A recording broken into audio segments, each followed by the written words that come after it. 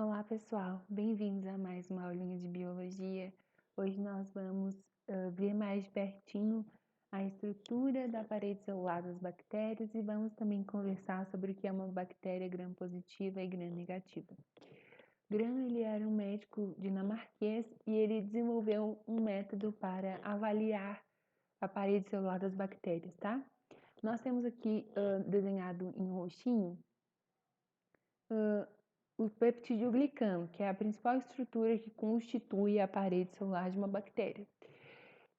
No caso das bactérias gram-positivas, elas têm uma camada extra, né, de peptidoglicano. Essa parte da parede celular é um pouco mais espessa, vamos dizer assim. As bactérias gram-negativas, elas não, elas têm uma camadinha mais simples, né, com uma quantidade menor de peptidoglicano.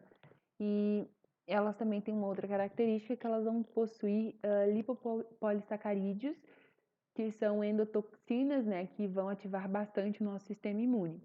E talvez você esteja se perguntando, tá, mas por que isso é importante? Isso é importante porque, por exemplo, quando se vai administrar um medicamento para combater uma infecção bacteriana, por exemplo, é preciso saber se ela é gram-positiva ou gram-negativa, porque elas vão responder de maneira distintas ao tratamento, tá bem? Então, vamos dar uma olhadinha na técnica de gram.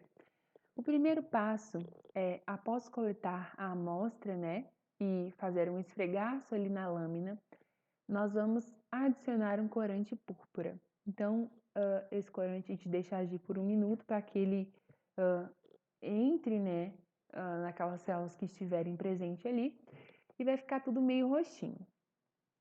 Daí, o segundo passo é aplicar Lugol. O Lugol, ele é um fixador, tá? Ele vai fazer com que esse corante que foi aplicado fique fixado naquelas células e sobreviva, né, aos próximos processos. Então, depois de deixar o Lugol agir por 1 minuto, nós vamos lavar com água e em seguida a gente vai adicionar álcool e vai deixar agir por 15 segundos.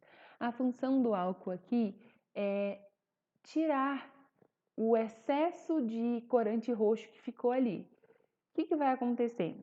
O corante vai entrar em todas as células, tá? Quando eu jogar o álcool, ele vai tentar descolorir, ele vai tentar remover esse corante púrpura que a gente havia colocado. As bactérias gram-positivas, por possuírem aquela camadinha extra de peptidoglicano, elas vão reter o corante aqui dentro. O corante não vai conseguir sair, tá? E por isso elas vão se corar de roxo. As bactérias gram-negativas, como elas não possuem essa camada extra de peptidoglicano, quando eu colocar o álcool, esse corante vai ser removido, tá? Ele vai sair. E essa bactéria gram-negativa, ela vai ficar transparente. Eu não vou conseguir ver ela no microscópio se eu não fizer o próximo passo. Então, depois que eu já adicionei o álcool, eu deixei o álcool agir, eu vou lavar com água e vou adicionar um contracorante, que é um corante rosinha fucsina, e vou deixar ela agir por 30 segundos. Aquelas bactérias gram-negativas que estavam antes transparentes, porque o álcool removeu o corante roxo inicial, elas agora vão ser coradas por esse corante rosa, tá?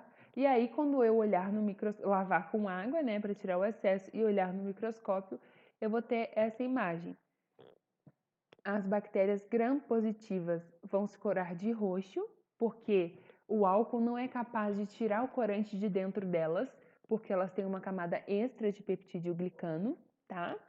E as bactérias gram-negativas, elas vão se corar de rosinho, então entre ali o rosa e o vermelho, porque quando eu coloquei o álcool, o corante roxo foi removido delas, porque elas não possuem aquela camada extra de peptidoglicano.